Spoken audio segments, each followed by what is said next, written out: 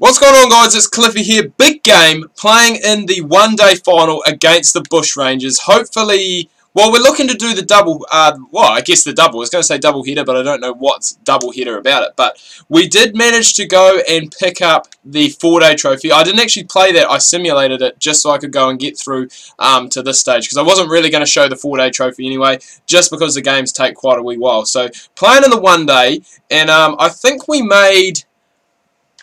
I don't know, I only made 9 before I got out again, stupidly, because this game just hates me at the moment.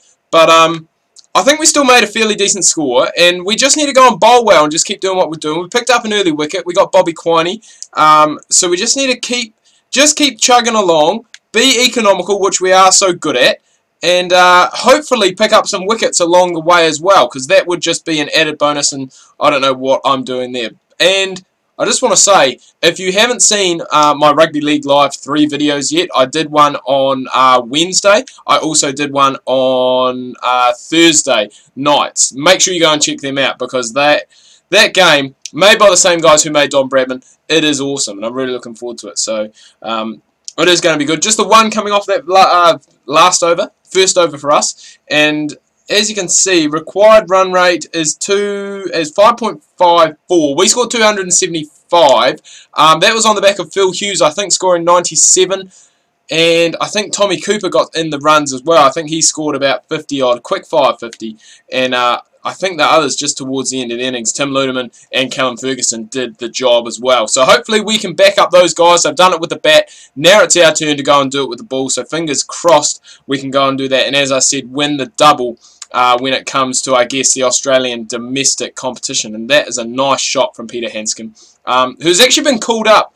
I don't know if I discussed this in another video, but he's actually been called up to the Australian one-day side with all the injuries that are going down. I think he was brought in, John Hastings was brought in, and there was one other name who's just like escapes me at the moment. And they did have, like Cricket Australia have said, yeah, we did have the option to go and fly guys in from Australia, but the 3 players that they picked have been playing county cricket. I can't remember the third guy's name. It's just going to annoy me now that I can't remember it. But they've been playing in England, so they're used to the conditions. Probably won't get a game, to be honest. I mean, John Hastings probably won't. Peter Handscomb, I can probably only see, well, the only way I can probably see him getting a game is if someone gets injured along the way, which Australia haven't had a great run of in recent times. Just with, obviously, Warner dropping out. I'm just trying to think who else there is. Shane Watson's gone home because he's injured. There is Ashton Agar. No, Ashton Agar's playing at the moment, but he was originally in the squad. But I think there's one other that got injured as well. Oh, Nathan Kuntanao. He's gone as well, so that's why I think John Hastings was called up for him. And then the 2 batsmen, Dave Warner, and there was someone else, I can't quite remember, but Finchy in the side as well. So plenty of options. Whether they will go and get used, whether they'll get game time, is a different question. But later in the afternoon today, so I've actually just got some water with some water drops in it, and it's actually delicious. Like, I've put probably too much in there than what I'm used to doing, so I've got to find a field now that I like. There's no fields in here that I like. This one's going to have to do. I can't use my pace defence 5. That really is what I want. We've still got 3 overs of power play bowling left to do. So this is kind of, I guess, make or break. I mean, we are probably one of the most economical, if not the most economical bowler going around at the moment. We're going to have a, I don't know why I had a cheeky appeal for that. I thought somehow it may have come off the pad. But even if it had, he was well outside the line, moved across his stumps, and yeah, didn't really mean anything. So I don't know why I did that. But this is make or break time. I mean, if we can pick up one of these guys here, or even just go around, keep bowling these dot balls. Every dot ball is raising the required run rate up. I mean, even ones, if we get them and build it up. If we only go for 1 or 2 off the over, we'll be pretty happy, because we're going and we're doing our part for the team. And that is so close to shaving the off stump. God, that was close. That was heart and mouth stump. 5.6 the required run rate. And as I said, we've still got a few left. It would be nice to come back and bowl at the death. Maybe not too late on in the piece, but definitely towards the end, where I think that's where, like, kind of my problem. Well, not my problem, because, oh, straight through him.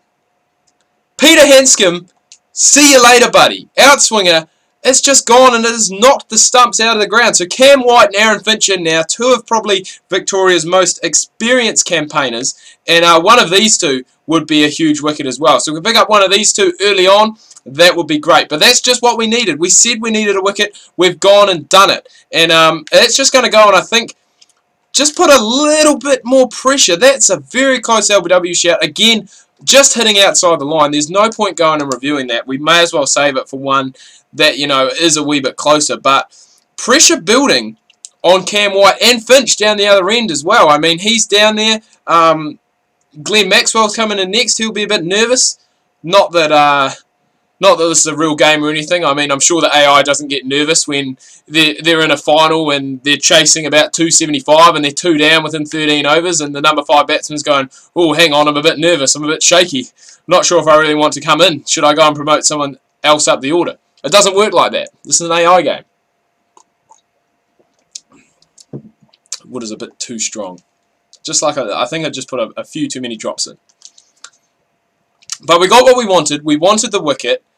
That's what we've gone and done. I think we may... Yeah, 1 over left of fielding restrictions. So if we could break this partnership here as well, 3 down with the fielding restrictions gone for the innings. I think there's 1 left actually, because I think, yeah, they changed the rules after this game was released. I don't think it's been patched to fix any of that stuff. So I think there's still 1 5 over block that the batsman can choose, I believe. Which normally they take towards, you know, the 30th, 35th over kind of thing. But what I was actually getting at earlier before we got that Peter Hanscom dismissal was I think that's what we wanted. Whenever I start to talk about the subject I'm trying to talk about, we get a wicket. So we're just going to leave it and just start to bring it up as we're running into bowl, and hopefully it carries on, just bringing us good luck, because that's what it's done so far. But anyway, I think the reason, and I wouldn't say that I've had a lack of wickets this year, because I'd say that I'm still up towards the top of the bowling statistics when it comes to average and strike rate and all that. But I think primarily the reason that I haven't taken as many wickets probably as I would have in a PS3 career. First of all, this is PS4. The game came out, I can't remember how much later, but there was a lot that was refined, a lot that was worked on. Compared to the PS3 version, so there's a lot less, I guess, silliness, for a lack of a better word, from the batsmen. You know, they go and do stupid stuff, get out easier, rah rah rah. But I think one of the main things is where we bowl, and a lot of times I bowl in the power play, and I also bowl in, I wouldn't say the dead stage of the innings, but you know, like the 20th to 35th over, where it's just like, you know, you're going around. Quite often batsmen will just try and nudge you around, get 1s and 2s, you know, pick up 5 or 6 off the over, and they're pretty happy with that. Whereas I think if I bowled at the death, you know, and teams are going and chasing and they need maybe, you know, 50 off the last, ooh, it's close, 50 off the last 7 or something, and we come in and bowl 3 there, I think that's going to make a difference, because the batsmen are going to be going and taking more risks, going to be hitting more shots in the air to try and get those maximums, and it just means that there's more chances, obviously, to get caughts, missed time shots, inside edges, outside edges, you know, the works. Obviously, being clean bowled as well is another one. But still, you know, it has been a very good season, and I'm hoping that we can go and pick up a county contract and an IPL contract in this off-season. So that's a maiden, that's nice. A nice way to come back, especially against the big show. Because he has such an array of strokes. I just need to keep having that water, because there's like, I'm getting something stuck at the back of my throat. I hope that doesn't mean I'm getting sick. It sounds like it. It sounds terrible. But we'll keep going. We'll keep soldiering on. So 6.2 the required run rate now. And that is largely due to the fact, I'm going to give that a cheeky review actually. I'm just going to give that a review. I think that's a lot closer than the umpire actually thinks. So we'll skip it. We'll skip through to here. I still think it possibly could be not out. I think it may have just hit outside the line. It has actually by quite a lot. So it's a pretty bad review.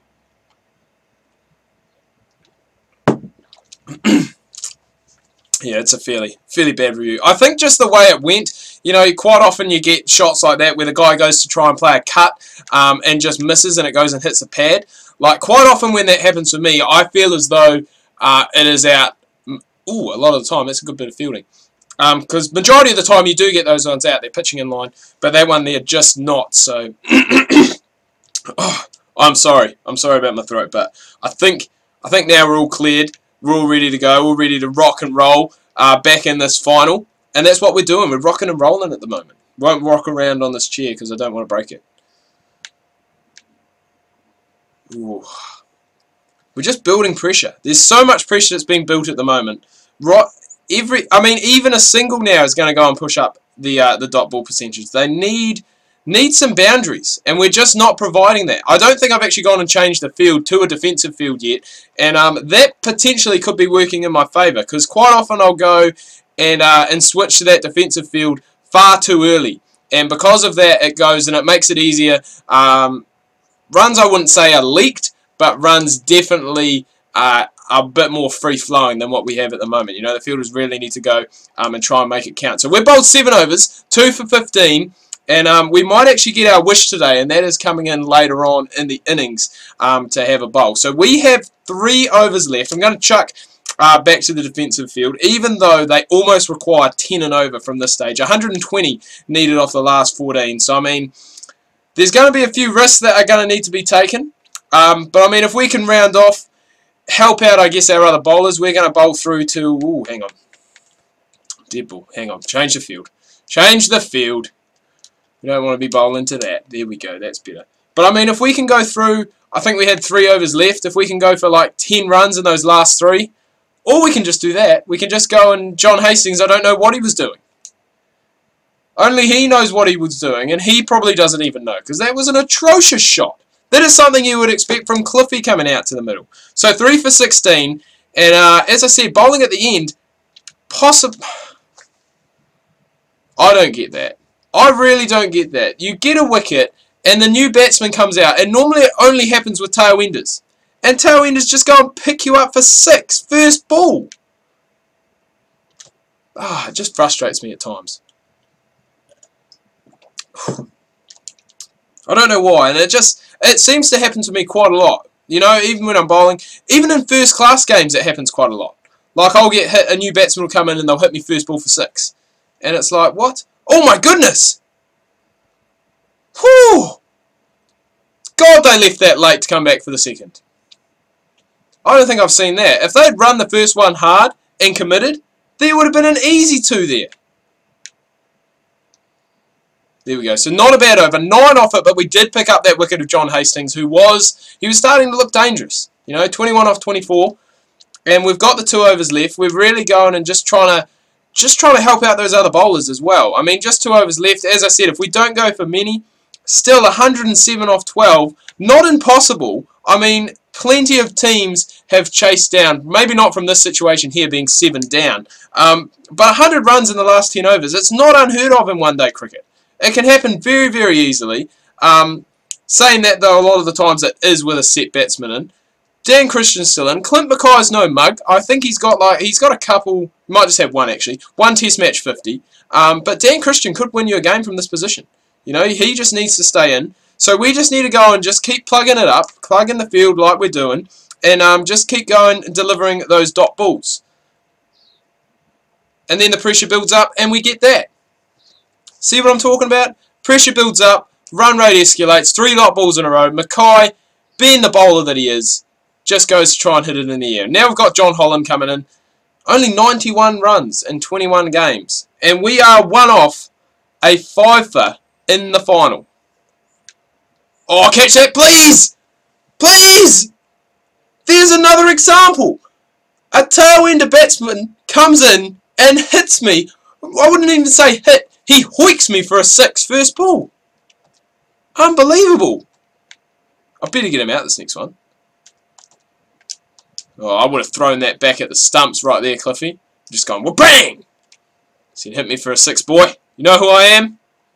We've got 1 over left. 4 for 30. So a little bit more expensive than we do normally go for. But I think we've put ourselves into a very good position. Put the side into a very good position.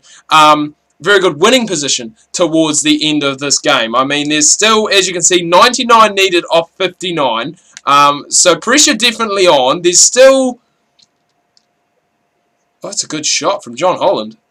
That's a great shot from the number 10. He's pissing me off here. That's all it takes.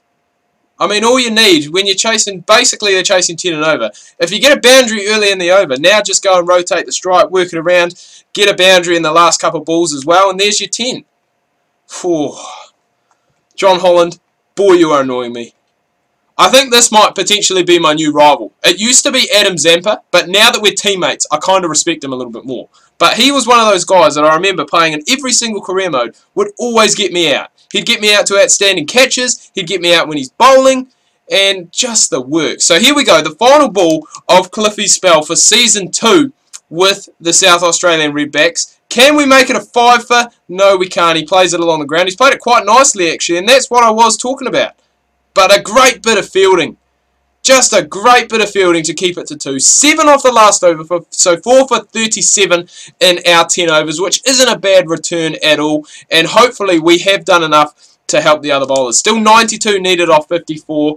As I said, they shouldn't get there. I think they've survived the 50 overs. But it is not going to be Victoria that is holding the 50 over cup of light. It is the Redbacks that have gone and done it. So we have won the one-day trophy, we've won the 4-day trophy, we've won it all. I don't think we won the Big Bash.